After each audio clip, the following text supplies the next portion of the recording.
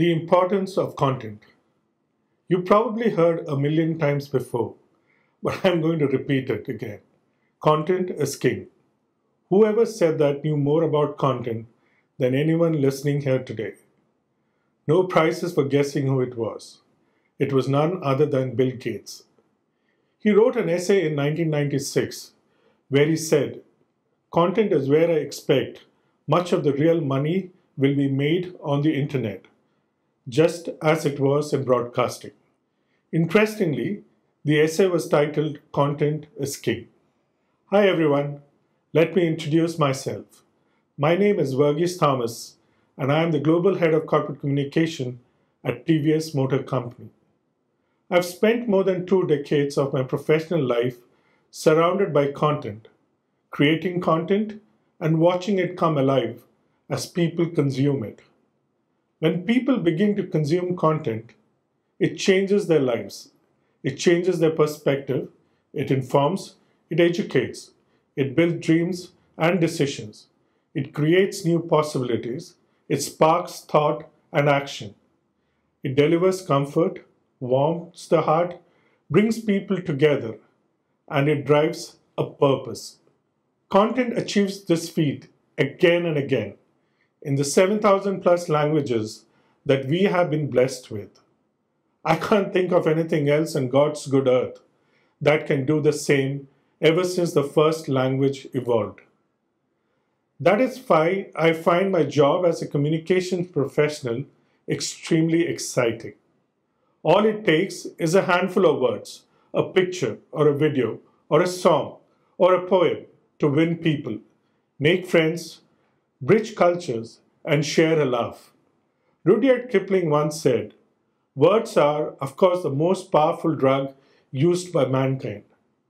You may think of what I said as lofty, but everyone instinctively believes in the power of content. Martin Luther King and Mahatma Gandhi galvanized people into action with nothing more than content. Neil Armstrong turned a pivotal moment in science and technology into a global quest for space travel by saying, "One small step for a man, one giant leap for mankind," when he became the first man to set foot on the moon. He fired a billion dreams, making us look at space differently forever. What you say is just as important as how you say it, when you say it, and to whom you say it. Without doubt, content is king, and I hope that over the next 10 minutes, I'm able to provide you with perspectives that fire your dreams of becoming a content superstar. I want you to think about this for a moment. Google is perhaps the largest company in the world, with a market cap in excess of $300 billion. Let me put that number in perspective. India's GDP in 2020 is forecasted to be $2,600 billion. That's 8 times Google's market cap. Google, with employees who are just a tiny fraction of the population of India, are responsible for an eighth of India's GDP. That's phenomenal. And most of Google's business is to help you find content when you want it. All they do is provide you a search box and send back content when you hit return.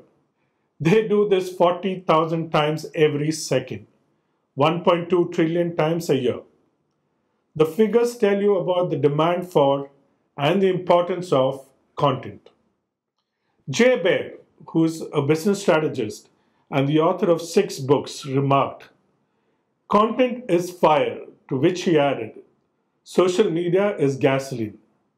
That is quite an incisive observation and worth a discussion all of its own. Let us take a moment to focus on what he said, that content is fire and social media is gasoline. Between 2010 and 2012, a few words and videos exchanged and amplified on social media launched an entire revolution in the Middle East. It resulted in the disintegration of the political regimes in Tunisia and Egypt. We have come to remember this as the Arab Spring. Content provoked debate. It created global awareness and brought protesters on the streets. Facebook and Twitter, the leaders in social media, provided relevant and pertinent content, the gasoline it needed to bring about the political change. The point is that content doesn't have to use big words or run into thousands of words and long chapters in a book. All it needs is an honest tone, a tone of bravery, of conviction, of decency, of purpose to make a difference. You need stories with soul. That's what great content is. And in today's language, we could say honesty in content can be a differentiator. Honest content can create audiences that are disproportionately large when compared to investments made in discounts and offers and loyalty programs. In the context of employees in an enterprise, good content can create far-reaching impact than investments made in incentives and penalties. A Nielsen study recently found that adults in the US spend 11 hours a day consuming media. In India, research shows that the average adult spends approximately 5.5 hours a day consuming content on TV, digital media, print, and radio. This figure is forecasted to grow to close to 6 hours by 2022. These figures tell us that consuming content is perhaps the single most important activity across nations and cultures. The importance of content, therefore, cannot be emphasized enough. For all practical purposes, consuming content is just as important as consuming food and water to most people. As communicators, our job is to help these people find what they want in the time they spend trawling content. For marketers, content is central to success. Content brings in 3 times more leads than traditional marketing, and it costs 62% less. Did you know that about 60% of all online purchases are a result of reading blogs? And therefore, telling a good story always helps. Facts tell, stories sell. I don't know who said this, but nothing could be more accurate today. Roy Clark, a scholar at the Poitner Institute, which champions freedom of expression and compelling journalism, says in his book Writing Tools, reports point us there, stories put us there. Take the example of Fool, a business that makes incense sticks and cones, which we call agarbatti and dhoop. Fool makes the most gorgeous incense sticks. In fact, Fool says they don't make ordinary products. They make luxury sticks and cones. Fool informs potential buyers that its products are made from flowers used in temples and mosques. These flowers, 8 million tons every year, are discarded into the river. Sadly, these flowers rot and pollute the rivers, threatening the biostability of our rivers. Fool recovers these flowers from the Ganga and recycles them, offsetting 11 tons of pesticides. It is helping save a holy river and the associated groundwater. This is a good story. But Fool makes a good story great by going one step further. The company employs women to make the products, providing employment to the needy. Saroj, a flower cycler at Fool, says, "Earlier I cleaned toilets in 20 houses every day. It was so awful, I didn't even feel like eating. Fool has given me and my children a new birth." Fool has every angle covered in its backstory. Saving a holy river from pollution, providing a life to children, and creating a product it is proud of. Often a good story, by which I mean good content, can add value that is beyond money can buy. Good content can make the consumer feel good about taking certain actions. It can build loyalty and lasting relationships.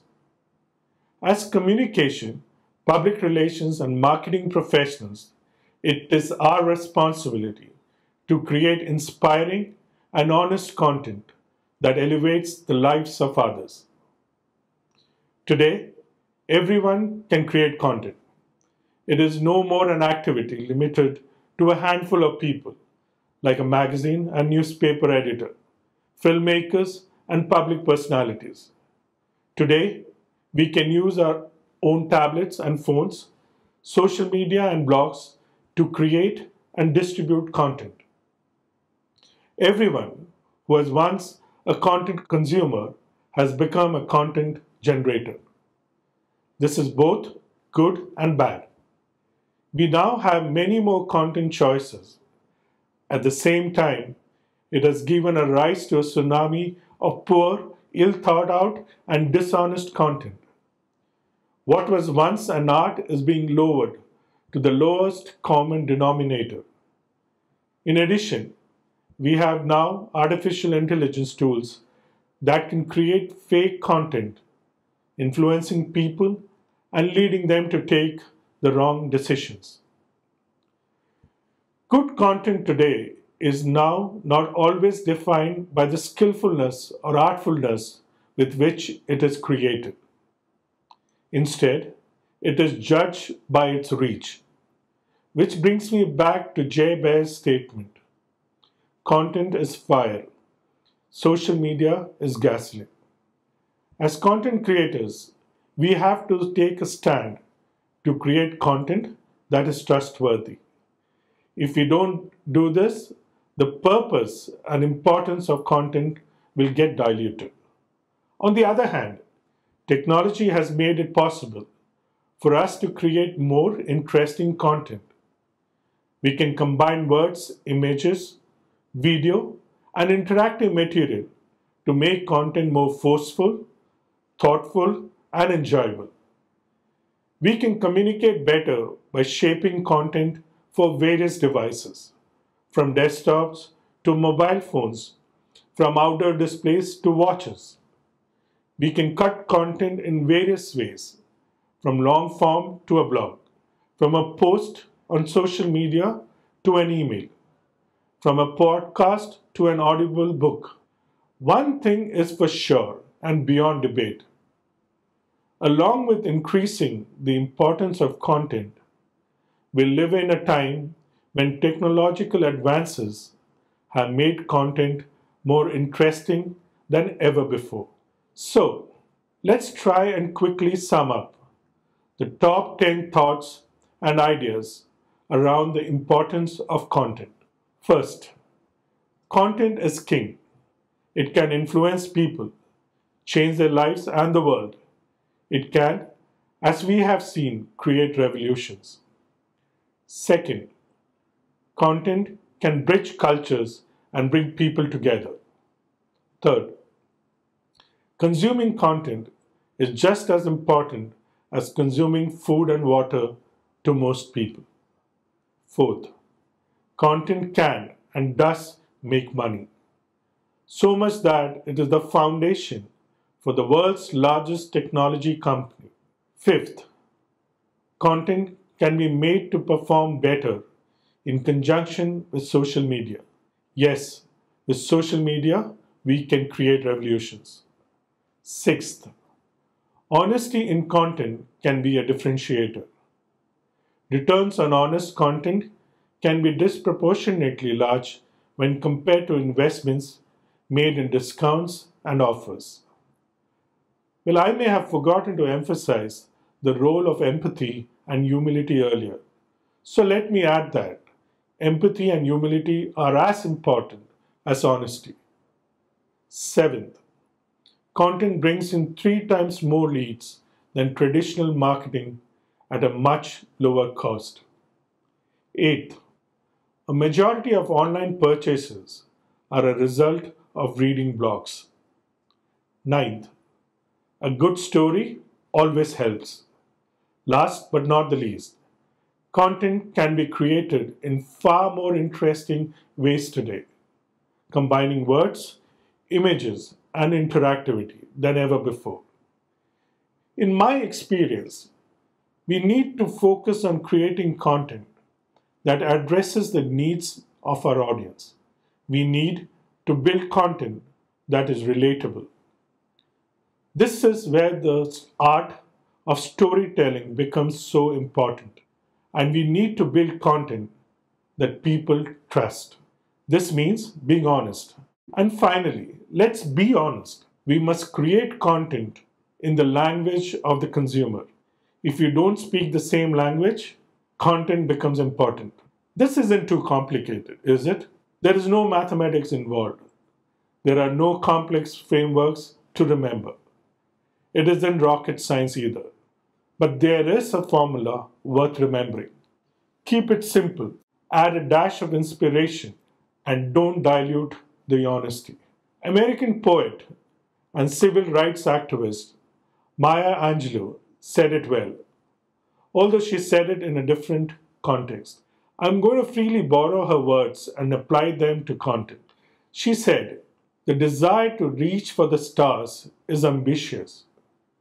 The desire to reach hearts is wise." As enthusiastic youngsters who will one day shine bright in the world of content, I urge you to remember these words, and I wish you the very best in your quest to create content that wins hearts. Thank you for being attentive. Thank you for taking the time to listen in. I look forward to meeting you in person someday soon, and I look forward to being inspired by your thinking on content. Take care and stay safe.